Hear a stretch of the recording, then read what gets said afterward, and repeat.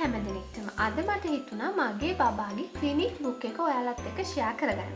ඉතින් ගොඩක් දෙනෙක් මගෙන් රික්වෙස්ට් කරලා තිබුණා මගේ බබාගේ ක්ලිනික් බුක් එක ඔයගොල්ලොත් එක්ක ෂෙයා කරගන්න. ඒ වගේම මේ බුක් එක ගැන වීඩියෝ එකක් කරන්න. ඒ වගේම මගේ බබාගේ බර වැඩි උනේ කොහොමද?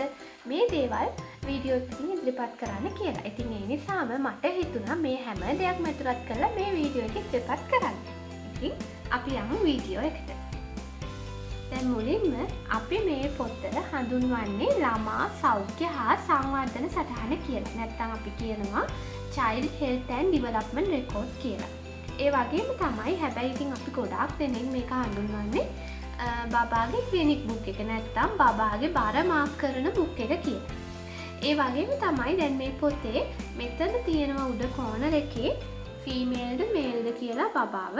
ඉතින් ඒ අනුව මේ පොතේ පාට වෙනස් වෙනවා. එතකොට බෝයි කෙනෙක් නම් බ්ලූ කලර්, ඒ වගේම ගර්ල් කෙනෙක් නම් පින්ක් කලර්. ඒ වගේම බබාගේ නම තියෙනවා. මේ පොතේ ඇත්තටම අඩංගු වෙන මොනවද? මේ පොතේ අඩංගු වෙනවා බබාගේ ප්‍රතිශක්තිකරණය ගැන, බබාගේ වර්ධනය ගැන, ඒ වගේම තමයි බබාගේ සංවර්ධන පියවර. එතකොට බබාගේ මේ ඩිවලොප්මන්ට් ස්ටේජස් වලට බබා ඇවිල්ලා තියෙනවද? ඒවා ඇචීව් කරගෙන තියෙනවද? මේ හැම විස්තරයක්ම මේ පොතේ අඩංගු වෙනවා. ඒ වගේම මේ පොතේ පැහැදිලිව සඳහන් වෙලා තියෙනවා අපි කොහොමද දරුවාට රැකවරණය දෙන්නේ, බබාට උත්තේජන ලබා දෙන්නේ, බබාට නිවැරදිව ආහාර ලබා දෙන්නේ කොහොමද කියලා. ඒ වගේම ඊට අමතරව ගොඩාක් තොරතුරු මේ පොත ඇතුලේ අන්තර්ගත වෙලා තියෙනවා. අපි බලමු. ඒ වගේම තමයි මේ පොත පිටිපස්ස බැලුවොත් මේ පොතේ සඳහන් කරලා තියෙනවා මෙන්න මේ කියන ස්ථානවලට යනවා නම් ඔබ මේ පොත අරගෙන යන්න කියලා. ඉතින් ගොඩාක් වෙලාවට ලදරු ළමා සායනයට කියන අපේ ක්ලිනික් එකට යනකොට අපේ ડોක්ටර් හම්බෙන්න යද්දී, ඩෙන්ටල් එකට යද්දී, ඒ වගේම බබා හොස්පිටලයිස් කරන වෙලාවක රෝහල් ගත කරනවා නම් අනිවාර්යයෙන්ම මේ පොත අරගෙන යන්න. ඒ වගේම පාසල් වෛද්‍ය පරීක්ෂණ ඔය කියන කාරණා සඳහා තමයි මේ පොත අරගෙන යන්න ඕනේ. ඒ වගේම මේ පොතේ මෙන්න මෙතන පැහැදිලිවම දක්වලා තියෙනවා හැම දරුවෙක් සඳහාම වූ උපදෙස් මාලාවක්. හැබැයි ඒක දරුවාගෙන් දරුවාට වෙනස් වෙන්න පුළුවන්. හැබැයි දැන් මේකේ මාක් කරලා තියෙනවා යම්කිසි කාල පරිච්ඡේදයක් තුල දරුවෙක් ඇචීව් කරගන්න ඕනේ දේවල්. ඉතින් ඒවා බබා ඇචීව් කරගන්නවද නැද්ද කියන එක මත ඕගොල්ලන්ට පුළුවන් බබා සම්බන්ධ යම්කිසි ගැටලුවක් තියෙනවා නම් වෛද්‍යවරයෙක් මුණ ගැහෙන්න. ඉතින් ඒ නිසා අර හැම දරුවෙක්ම ගොඩාක් ඉක්මනට ඇචීව් කරගන්නෙත් නැහැ. ගොඩාක් හිමින් ඇචීව් කරගන්නෙත් නැහැ. හැබැයි අපිට මේ පොත නිවැරදිව පරිශීලනය කරනවා නම් අපේ දරුවාගේ මොකක් හරි වෙනසක් තියෙනවා නම් අපිට ඒක දැනගන්නත් මේ පොත මග පාදලා දීලා තියෙනවා. අපි බලමු දැන් මේ පොත ඇතුළ. එතකොට මුලින්ම මේ පිටුව ගත්තොත් ඔන්න යම් කිසි මෙසේජස් ටිකක් තියෙනවා. ඔයාලට කැම දෙන්නේ කොහොමද, මව්කිරි දෙන්නේ කොහොමද වගේ ටිකක්. අපි මේ පළවෙනි පේජ් එක බැලුවොත් ෆස්ට් පේජ් එක මුලින්ම තියෙනවා අපේ සෞඛ්‍ය වෛද්‍ය නිලධාරී කොට්ටාශය, පවුල් සෞඛ්‍ය සේවා නිලධාරී කොට්ටාශය, මේ වගේ දේවල්, දරුවාගේ නම, දරුවාගේ උපන් දිනය, ලියාපදිංචි කරපු දිනය, ඒ වගේම අම්මගේ නම, ඇඩ්‍රස් එක, මේ විස්තර ටිකක් තියෙනවා. ඊට පස්සේ දැන් අපේ බබා හම්බුණාට පස්සේ රෝහල් කාර්ය මණ්ඩලය විසින් පිරවීම සඳහා කියලා මේ වෙනම කොටසක් තියෙනවා. මේ ප්‍රසූතිය සිද්ධ කළේ කොහොමද? දැන් මගේ නම් සිසේරියන් ශල්‍ය කර්මයක්. ඒ වගේම බබාගේ උපත්බර. අපි ගොඩාක් දෙනෙක් කන්සිඩර් කරන දෙයක් නේ මගේ බබාගේ උපත්බර. ඔලි බබාගේ 2.590යි. ඉතින් ඔලි බබා හම්බුනේ ඉමර්ජන්සි සී-සෙක්ෂන්. ඉතින් බබාගේ බර උනේ 2.590යි. ඊට පස්සේ ඊට පල්ලෙහායින් තියෙනවා රෝහලින් මුදා හැරීමේදී බර. එතකොට හොස්පිටල් එකෙන් බබාව අරගෙන එනකොට ග්‍රෑම් 5ක බර අඩුවීමක් වෙලා තියෙනවා ඒ කාලය ඇතුළත. ඒ වගේම උපතේදී හිසේ වට ප්‍රමාණය, බබාගේ දිග, උපතේදී මේ හැම දෙයක්ම මෙතන අඩංගු වෙනවා. ඒ වගේම මොනවා හරි විශේෂයෙන් රැක බලා ගන්න හේතු තියෙනවා නම් ඒ දේවල් අඩංගු වෙනවා. ඒ වගේම තවත් මේ වෛද්‍යවරු ෆිල් කරන මේ බබා සම්බන්ධ විස්තර මෙතන ඇතුළත් වෙනවා. දැන් අපි බලමු අපි හැමෝම මේ පොතේ වැඩිපුරම කැමති, මේ පොතේ වැඩිපුරම බලන පිටුව. මේක දරුවාගේ වයසට අදාළ බර ප්‍රස්ථාරය. ඇත්තටම දැන් මේකේ පළවෙනි අවුරුදු 2 තමයි මේ පිටුවෙන් දැක්වෙන්නේ. අපි බොහෝ දෙනෙක් මේ පොත පාවිච්චි කරන්නේ මේ අපි බලන්නේ බබාගේ බර බලන්න යනවානේ. එතකොට බබාගේ බර මාක් කරාට පස්සේ අපි හැම වෙලේම ඒක බලනවා බබාගේ බර වැඩි වෙලාද, වැඩි වෙලාද, වැඩි වෙලාද, අඩු වෙලාද. ඔය ගැන අපි හැම වෙලේම කන්සිඩර් කරනවා. ඉතින් බලමු මගේ බබාගේ බර කොහොමද ගිහින් තියෙන්නේ කියලා. දැන් ඔයාලා දන්නවා ඇතිනේ මේ රතු පාටින් තියෙන්නේ උග්‍ර අඩුබර, ඒ වගේම මේ තැඹිලි පාට මධ්‍යස්ථ අඩුබර, මේ ලා කොළ පාටින් තියෙන්නේ අඩුබරට අවදානම, ඒ වගේම මේ අනිත් කොළ පාටින් තියෙන්නේ ටිකක් තද කොළ පාටකින් නියමිත බර සහ දම් පාටින් තියෙන්නේ අධිබර. ඉතින් මේ කොටස් මං හිතනවා ඔයාලා දන්නවා ඇති කියලා. දැන් බලමු ඔලී බබාගේ බර කොහොමද වෙනස් වුනේ කියලා මේ ඔලී බබාගේ පළවෙනි අවුරුදු 3 ඇතුළත.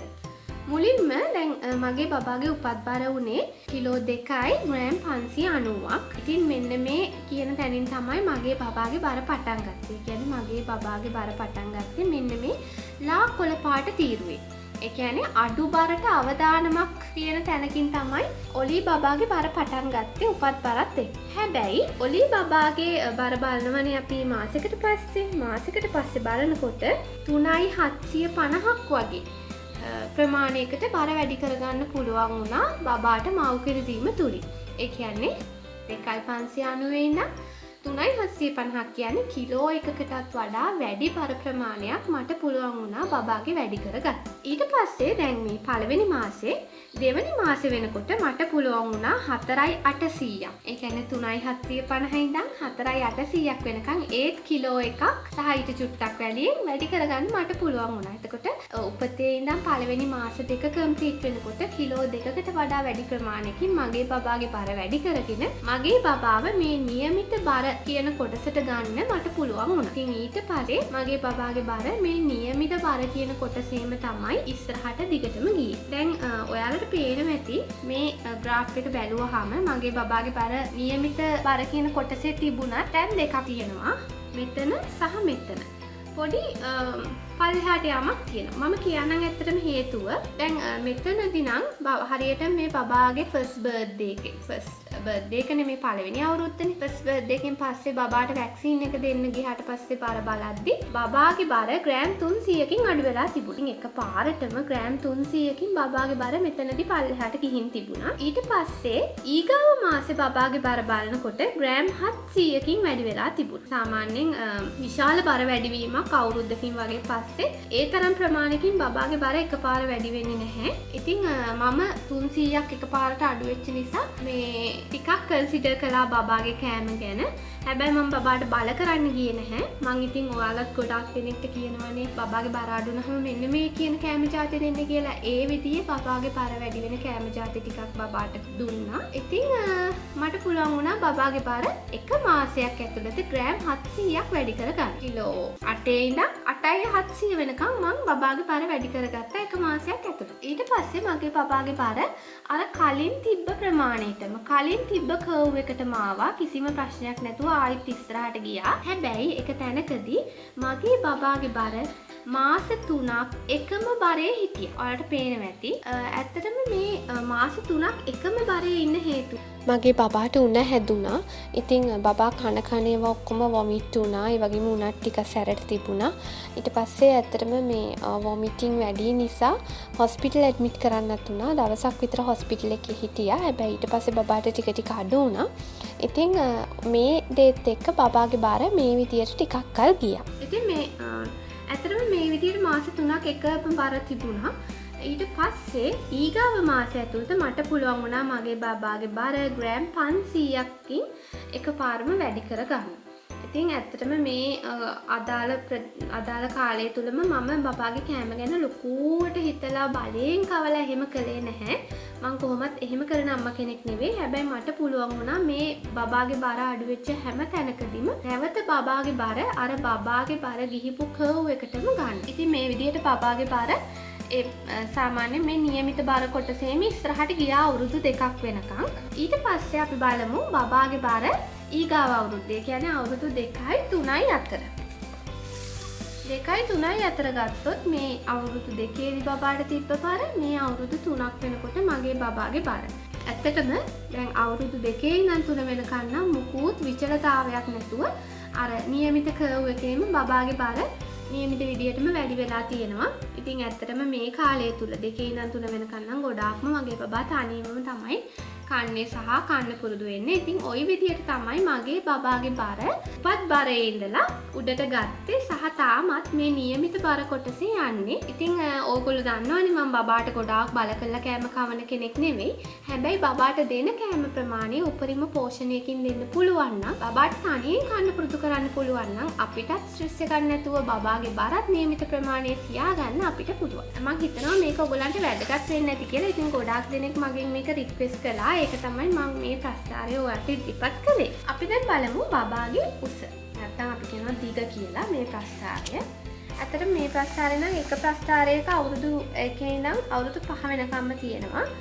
මේ ප්‍රස්තාරය ගත්තොත් මගේ බබාගේ මෙතන සෙන්ටිමීටර් 53ක් තිබුණා. එතනින් ගත්තාම මගේ බබා සාමාන්‍යයෙන් මේ નિયમિત උස සීමාවේ තමයි තියෙන්නේ. ඉතින් මගේ බබා ටිකක් උස බබෙක්නේ කොහොමත්. ඒ නිසා මේ ලයින් එකේ තමයි යන්නේ. ඉතින් අර වෙනස් වෙලා නැහැ ලොකු වෙනස් වීමක් මේ විදියට යනවා. ඉතින් ඔයාලගේ බබාගේ උස අසාමාන්‍ය විදියට මේ පැත්තට හරි නැත්තම් බබා අසාමාන්‍ය විදියට මේ පැත්තට හරි යනවා නම් ටිකක් ඒ ගැන සැලකිලිමත් වෙන්න. අපි දැන් බලමු මේ උස ප්‍රස්ථාරයේම අනිත් පැත්තේ කොලේ. මේ කොලේ පැහැදිලිව සඳහන් වෙනවා බබාගේ උසට සරිලන බර. ඇත්තටම බබාගේ බර කොච්චර වැඩි වුණත් වැඩක් නැහැ. බබාගේ උසට හරියන බර නැත්. බබා නිරෝගී බබෙක් වෙන්නේ නැහැ. ඒ නිසා හැම වෙලේම අපි කන්සිඩර් කරන්න ඕනේ බබාට උසට හරියන බරක් තියෙන්නේ නැතුව බර වැඩි කරගන්න නෙවෙයි. දැන් මෙතන පළවෙනි ග්‍රාෆ් එකේ තියෙන්නේ උපතේ සිට අවුරුදු 2 දක්වා. දෙවෙනි එකේ තියෙනවා අවුරුදු 2 ඉඳන් අවුරුදු 5 දක්වා. බලමු මගේ බබාගේ අවුරුදු උපතේ සිටන් අවුරුදු 2 වෙනකන් ග්‍රාෆ් එක මාක් කරලා තියෙනවා දෙපාරක්. ඉතින් ඒ හැම අවස්ථාවක් මේ සාමාන්‍ය කොටසේ තමයි උසට හරියන බර තිබුණේ. මෙන්න මෙතන. ඉතින් මේ පැහැදිලිව පේනවා ඔයාලට මේ සාමාන්‍ය කොටසේ තමයි මගේ බබාගේ උසට හරියන බර යන්නේ. අපි බැලුවොත් අවුරුදු 2 ඉඳන් 3 වෙනකන් මගේ බබාගේ දැන් අවුරුදු 3 දී මේ මාක් කරපු එක මේ ඊට කලින් මාක් කරපු එකක්. ඉතින් ඒත් මේ નિયમિત සාමාන්‍ය කියන කොටසේ තමයි උසට සරලන බර යන්නේ. හැබැයි බබාගේ උසට සරලන බර මේ පැත්තට හරි නැත්නම් මේ පර්පල් කලර් පැත්තට හරි යනවා නම් අපි අනිවාර්යයෙන්ම සැලකිලිමත් වෙන්න අවශ්‍යමයි. මොකද අධිබර තියෙන බබෙකුත් නිරෝගී නැහැ.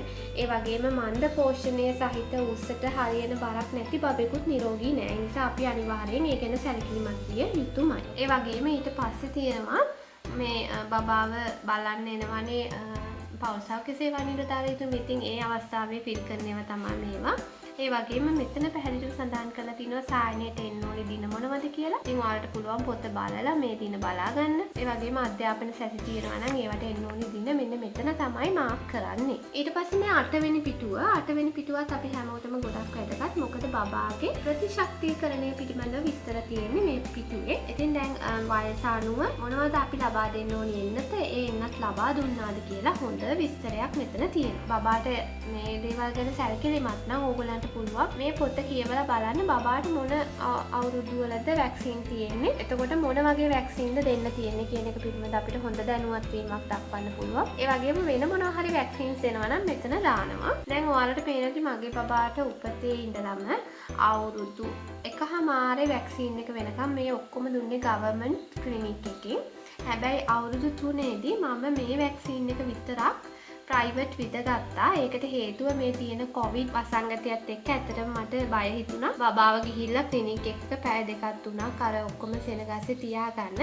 ඉතින් ඒ නිසා මම මේක විතරක් මේ ප්‍රයිවට් විද්දා. මේ අනිත් ඔක්කොම මම ගවර්න්මන්ට් ක්ලිනික් එකකින් තමයි විදගත්තේ. ඒ වගේම මෙතන තියෙනවා විටමින් A දෙක. එතකොට බබාට දෙන්න ඕනි කාල 6 අවුරුදු 1 අවුරුදු 1.5 2 2.5 3 3.5 4 4.5 5. එතකොට මගේ බබාට අවුරුදු 3 වෙනකම් දීලා තියෙනවා. ඇත්තටම මේ දේවල් බලන්න ඕනි. එතකොට අපි දන්නවා අවුරුදු 3.5න් බබාට විටමින් A දෙන්න ඕනි කියලා. එතකොට අපිටත් වගකීමක් තියෙනවා ඒක බබාට ලබා දෙන්න අදාළ නිලධාරීනියන් හමු වෙලා ඒගොල්ලන්ගෙන් අහන්න අපිට පුළුවන්. ඒ වගේම මෙතන පණු ප්‍රතිකාරයේ ශුද්ධ පෝෂක පැකට් ඒ පිළිබඳ විස්තර තියෙනවා. ඒ වගේම තමයි දැන් මේ 10 වෙනි පිටුවේ තියෙනවා දරුවාගේ පෙනීම පරීක්ෂා කිරීම පිළිබඳව මව පියා හෝ රැක බලා ගන්නන් විසින් පිරවන්නේ. කියන්නේ මේ අපි තමයි මේක පුරවන්න ඕනි. ඉතින් සමහර අය ඉන්නවා මේවා පුරවන්න ඕනි අපි කියලා නොදැන ඉන්න අය. ඉතින් ඒ නිසා අනිවාර්යෙන් ඔයාලා තමයි මේවා පුරවන්න ඕනි බබාගේ හැසිරීම බලලා බබාගේ ඒ අදාළ දැන් ඉපදිලා පළවෙනි මාසෙනේ මේ මාසය ඇතුළත බලන්න බබා මේ දේවල් කරනවද කියලා. ඔව්ද නැද්ද කියලා මාක් කරන්න. ඇත්තටම මෙතනට අවුරුද්ද වෙනකන් බබාගේ පෙනීම පරීක්ෂා පිළිබඳව තියෙනවා. ඇත්තටම හරියම වැදගත් මේ හැම දෙයක්ම. මොකද බබාගේ පෙනීම පිළිබඳ මොකක් හරි ප්‍රශ්නයක් තියෙනවද කියලා වෛද්‍යවරුන්ට දැනුවත් වෙන්නත් අපිට දැනුවත් වෙන්නත් තියෙන හොඳම මාර්ගය තමයි මේ ප්‍රශ්නාවලි පිළිබඳව තේරුම් ගැනීම සහ ඒවා පිළිබඳ අවධානය යොමු කිරීම. දැන් ඒ වගේම තමයි මේ ඇසීම පරීක්ෂා කිරීම පිළිබඳවත් ඒ වගේම තියෙනවා. ඉතින් අනිවාර්යයෙන්ම ඔයාලා මේ දේවල් ෆිල් කරන්න. එතකොට අපි මේ දේවල් ගැන අවධානයෙන් ඉන්නකොට අපි මේවා කියවලා තියෙනකොට දැන් මෙතන තියෙනවනේ බබා මාස 7ේදී. මාස 7 සිට කතා කළ වහාම මව දෙසට හැරෙනවද? එතකොට දැන් අපේ ඔළුවේ තියෙනවා නැත්තම් මේ පොතේ තියෙනවා කතා කරාම මං විදිහට බබා හැරෙනවා. එතකොට අපි ටිකක් ඇටෙන්ෂන් එකකින් ඉන්නේ. බබා හැරෙනවා නම් අපිට පුළුවන් මේක මාක් කරන්න. හැබැයි දැන් අවුරුද්දක් වෙලත් අපි කතා කරාම බබා අපි දිහාට හැරෙන්නේ නැහැ නම් එතන ලොකු ප්‍රශ්නයක් තියෙන්න පුළුවන්. ඉතින් එතකොට ඒක නැහැ නම් වෛද්‍යවරයාටත් නිගමනය කරගන්න ලේසියි. පෞල් සෞඛ්‍ය සේවා නිලධාරීන්ට ලේසියි. එකක් නෙමෙයි අපිට උනත් බබාට ප්‍රශ්නයක් තියෙනවද නැද්ද? බබා නිරෝගීද නැද්ද කියන එක හොඳට දැනුවත් වෙන්න පුළුවන් මේ දේවල් ෆිල් කරලා. අනිත් වැදගත්ම දේ තමයි මේක කලින් තිබුණේ පෙනීම සහ ඇසීම. මේක බබාගේ සංවර්ධනය පිළිබඳව. ඇත්තටම දැන් මෙතනදී බබාගේ වයස සති 6 ඉඳලා අවුරුදු 5 වෙනකන් තියෙනවා මේ ග්‍රාෆ් එක. ඇත්තටම මෙතනදී මේක කොයි කාලෙදී බබා කරන්නේ මාස ගාන සඳහන් කරන්න කියලා තියෙන්නේ. ඒ වගේම තහවුරු කරනකොට බබාගේ වයස කවුද තහවුරු කළේ. ඉතින් ඇත්තටම මේක මම ගොඩාක් ආසාවෙන් ෆිල් කරපු ග්‍රාෆ් එකක්. ඔයාලත් එහෙම වෙන්න ඇති. මොකද මේ හැම දෙයක්ම දැන් උදාහරණයක් විදියට උඩු අතට වැතිර සිටින විට හිස ඔසවයි. ඉතින් දැන් 6 මාස 6 ඉඳන් 9 වෙනකන් තියෙන්නේ.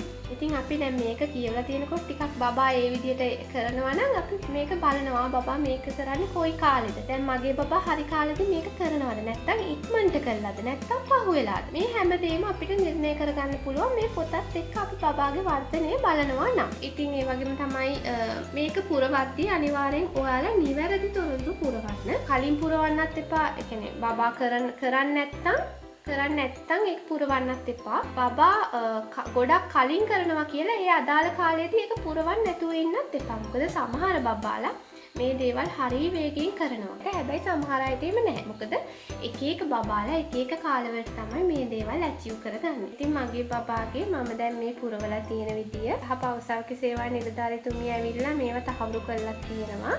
මේ තියෙන ඒ ටික. ඊට පස්සේ බැලුවොත් දැන් මගේ බබාට අවුරුදු 3යිනේ. 3 වෙනකන් ඔක්කොම මම කම්ප්ලීට් කරලා තියෙනවා. දැන් ඊට අමතරව අවුරුදු 3 ඉඳන් 4 සහ 4 ඉඳන් 5 වෙන මේ ඔක්කොම ටික අද වෙනකොට මගේ බබා කම්ප්ලීට් කරලා තියෙන්නේ. ඉතින් මගේ වීඩියෝස් බලන ගොඩාක් දෙනෙක් දන්නවා මගේ බබා මෙන්න මේ දේවල් බැලුවොත් අපි උදාහරණයක් විදියට තනි කකුලෙන් පැනීමට හැකිය, තනි වැඳුම් බැඳ ගනී, තනිව ආහාර ගනී, සරල මිනිස් රූප අඳින්න පුළුවන්, සෙල්ලම් කරනකොට වැඩිමහල් දරුවන් සමග සහයෝගයෙන් සෙල්ලම් කරනවා, කතා කරනකොට හරි නැත්තම් පින්තූර මෙතන කියනවා ක්‍රියාපදයේ අතීත වර්තමාන සහ අනාගත කාලවලට අනුව නිවැරදිව භාවිතා කරමින් පින්තූරයක් විස්තර කරයි. කතා කරද්දී උනත් බබාට එක එක කාලවලට අනුව නිවැරදිව කතා කරන්න පුළුවන්ද? තමන්ගේ සම්පූර්ණ නම සහ වයස ප්‍රකාශ කරන්න පුළුවන්. ඉතින් මේ දේවල් මගේ බබා අවුරුදු 3 වෙනකොටම කම්ප්ලීට් කළා. ඉතින් ඒ නිසා මම මේව මාක් කරලා තියෙනවා. ඉතින් ඔයාලගේ බබාලත් මේ තියෙන දේවල් අදාළ වයසට කලින් කම්ප්ලීට් කරනවා නම් ඒ අදාළ වයස මෙතනදි සඳහන්. හැබැයි කම්ප්ලීට් කරලා නැත්නම් ඔයාලා මෙතන සඳහන් කරන්න එපා. එතකොට ඔයාලට උනත් තේරෙනවා බබා නියමිත සංවර්ධන ඉලක්ක සපුරාගෙනද නැද්ද කියන එක. ඒ කියන්නේ සැලකිලිමත් වීම අනිවාර්යයි. ඊළඟට තියෙනවා මේ ළමා සෞඛ්‍ය සටහන. මේවා නම් අපි අර ක්ලිනික් එකට ගියාම බබාගේ වැක්සින්ස් දෙන්න ડોක්ටර්ස්ලා පුරවන ඒවා. ඒ වගේම ඉතින් තවත් බබාගේ පෙර පාසල් දරුවන්ගේ වෛද්‍ය සටහන් තියෙනවා. ඒ වගේම පාසල් දරුවන්ගේ වෛද්‍ය සටහන් තියෙනවා. ඒ නිසා ඕගොල්ලෝ අනිවාර්යෙන් මේ පොත බබා ඉස්කෝලේ යනකම් මෙතන තියෙනවා අවුරුදු 5-19 අතර ළමුන්ගේ වයසට අනුව උස. ඒ කියන්නේ බබාට අවුරුදු 19ක් වෙනකම් අපි මේ පොත පරිස්සම් කරලා තියාගන්න වෙනවා. ඉතින් ඒ නිසා ඇත්තටම මේ හරි වැදගත් මේ පොත. ඊට අමතරව දැන් මේ පොතේ පැහැදිලිව තියෙනවා අලුත උපන් දරුවාගේ රැකවරණය ගැන. එතකොට අලුතෙන්ම ඉපදිච්ච බබෙක් ගෙදර අරන් ආවට පස්සේ බලා ගන්න අපි මොන වගේ දේවල්ද සැලකිලිමත් වෙන්න ඕන කියලා පැහැදිලිවම මේ පොතේ මේ 25 වෙනි පිටුවේ තියෙනවා. ඒ වගේම තමයි මේ ප්‍රතිශක්තිකරණයන් පිළිබඳව, ඒ වගේම පවුල් සංවිධාන ක්‍රම පිළිබඳව, ඒ වගේම මේ ප්‍රතිශක්තිකරණ එන්නත් වලින් පස්සේ ඇති වෙන්න පුළුවන් අතුරු ආබාධ සහ මේ බබාට දෙන විටමින් A අධිමාත්‍රාව, මේ හැම දෙයක් ගැනම තියෙනවා. ඉතින් මේ දේවල් බබාට දෙන්න කලින් දැනුවත් වීම ගොඩාක් වටිනවා. ඒ නිසා මේ දේවල් කියවන්න. ඉතින් ඒ වගේම තමයි මේ පොතේ තියෙනවා ආහාර දීම පිළිබඳ හැම විස්තරයක්ම. බබාට මාස 6 ඉඳලා බබාට අවුරුද්දක් වෙනකම්ම අපි කොහොමද බබාට කෑම දෙන්න ඕනි කියලා හොඳට විස්තර කරලා තියෙනවා. ඒ වගේම තමයි බබාගේ මානසික වර්ධනය මැන බැලීමට උපදෙස් දීලා තියෙනවා. ඒ කියන්නේ බබත් එක්ක කරන්න පුළුවන් දේවල් මොනවද කියන එක පිළිබඳව මේ පොතේ පැහැදිලිවම අදාළ වයසට අනුව විස්තර දීලා තියෙනවා. ඉතින් ඔයාලා මේ පිළිබඳව දැනුවත් වෙන්න, මේ දේවල් කියවන්න. ඇත්තටම මේ දේවල් ගොඩාක් වැදගත්. දෙමව්පියෝ විදියට අපිට දරුවාගේ සංවර්ධන ඉලක්ක දරුවා ළඟා කර ගන්නවද නැද්ද බලන්න, වගේම අපිට මොනවද ඒ වෙනුවෙන් කරන්න පුළුවන් කියලා දැනුවත් වෙන්න.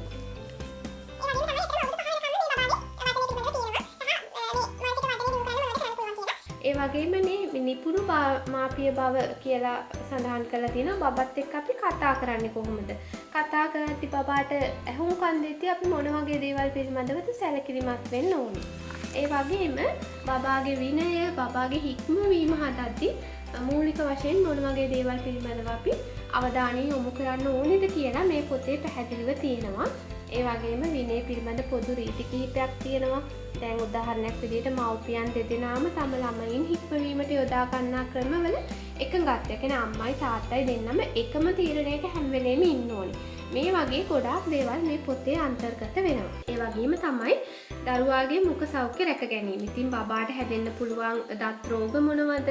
ඒ වගේම චූටි බබෙක් එතකොට බබාට හිතකර ආහාර රටාවක් සඳහා බබාව හුරු කරන්නේ කොහොමද? දත් මදින්නේ කොහොමද? නිවසේදීම දරුවාගේ දත් පරීක්ෂා කරන්නේ කොහොමද? මේ හැම විස්තරයක්ම මේ තොරතුරු වල අඩංගු වෙනවා. ඒ වගේම දන්ත වෛද්‍යවරයෙක් හමු වෙන්න ඕනි කොයි වගේ අවස්ථාවකද? මේ හැම දෙයක්ම මේ පොතේ අඩංගු වෙනවා. ඉතින් ඇත්තටම දමිළ භාෂාවෙනුත් අඩංගු වෙනවා. ඒ නිසා ඇත්තටම මම හිතනවා මේ පොත අපි ගොඩක් අය මේ ටික කියවන්නේ නැහැ. හැබැයි අපි නොහිතනවට වඩා ලොකු දැනුමක් මේ පොතෙන් අපිට දෙනවා. දැන් ඔයාලා අනිවාර්යෙන් මේ කොටස් කියවලා නැත්නම් චුට්ටක් කියවලා බලන්න. ඇත්තටම ගොඩාක් වැදගත්. ඉතින් ওই විදිහට තමයි මගේ බබාගේ මේ ක්ලිනික් බුක් එක නැත්නම් අපි කියන ළමා සෞඛ්‍ය හා සංවර්ධන සටහන ඕන මම ඔයාලත් එක්ක ෂෙයා කරගත්තා. ඉතින් මම ඔයගොල්ලොත් එක්ක කතා කළා මගේ බබාගේ බර වෙනස් වුණේ කොහොමද? ඒ වගේම මේ පොතේ අපි වැඩිපුරම කන්සිඩර් කරන්න ඕනි දේවල් මොනවද? වැදගත්කම මොනවද? මේ හැම දෙයක්ම. ඉතින් ඔයාලා හැම දෙනෙක්ටම වැදගත් වෙන්න ඇති කියලා මම හිතනවා මේ වීඩියෝ එක. අපිත් එක්ක එකතු වෙන්න, අපිව සබ්ස්ක්‍රයිබ් කරන්න. මේ වගේ ගොඩාක් වීඩියෝස් අපි ඉස්සරහටත් අරගෙන එන්න බලාපොරොත්තු වෙනවා. ඔයාලා හැම දෙනෙක්ටම සුබ දවසක්.